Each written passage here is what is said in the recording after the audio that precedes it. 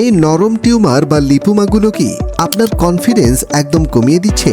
আপনি কি ভাবছেন অপারেশন ছাড়া আর কোনো উপায় নেই? অপেক্ষা শেষ। চায়না থেকে বাংলাদেশে প্রথম এলো south moon lipoma removal spray. এটি আপনার জন্য ফাস্ট ট্র্যাক সলিউশন।